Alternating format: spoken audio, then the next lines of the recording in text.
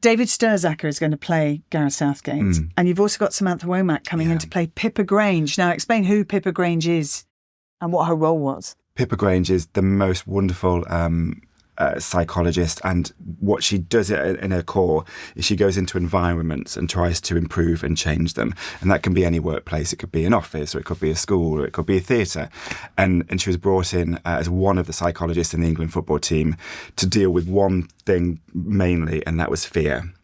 And they identified really quickly that one of the problems in the England football team, if you remember going way back to 2016, England was at its absolute lowest ebb. We got very used to exiting tournaments really early or not qualifying at all.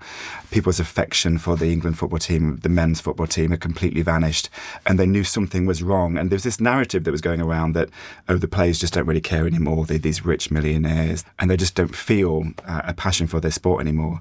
And Gareth didn't think that was true. And he thought one of the problems was just the pressure these young men felt when they put on that shirt, more than perhaps arguably other men in other nations. There's something about England, home of the sport. We invented it. Football's coming home.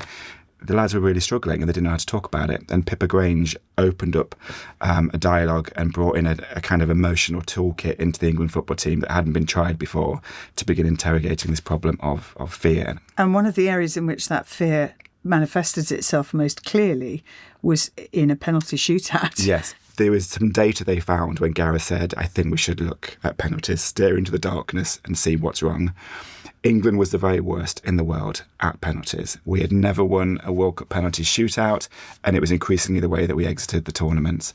The first thing they found when they started to measure penalties was that England men took their penalties the quickest in the world between the whistle and kicking it. They just had to get it over with. And I guess there was a debate in the camp we tried to I tried to dramatise, which is one side of the argument, the sports science side, going, great, so we've found that out, so just make them go slower. And then there was the Gareth Pippa Grange side of the argument, which was going, but why? Why are they rushing this? What is it about being an English man that makes them stand at that spot and want it to get over with it as quickly as possible? And so they started asking some probably uncomfortable questions about nationality, masculinity, psychology, emotionality, culture. And they just dug in, and they did that with the players' permission. The players were like, yeah, we want to look at this. We're terrified of that thing.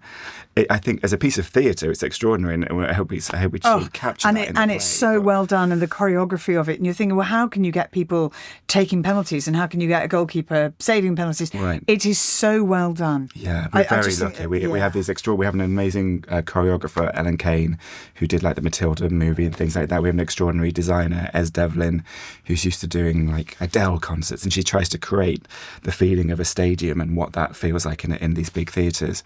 There's something about the abstract language of theatre. It's not so literal. It's about getting inside the player's head and the pressure and the heartbeat and the breathing, and then how you use sort of, in a way, it's kind of like modern dance, isn't it? How you move movement and dance to represent the physical act of walking to that spot and striking that ball and reaching to save it.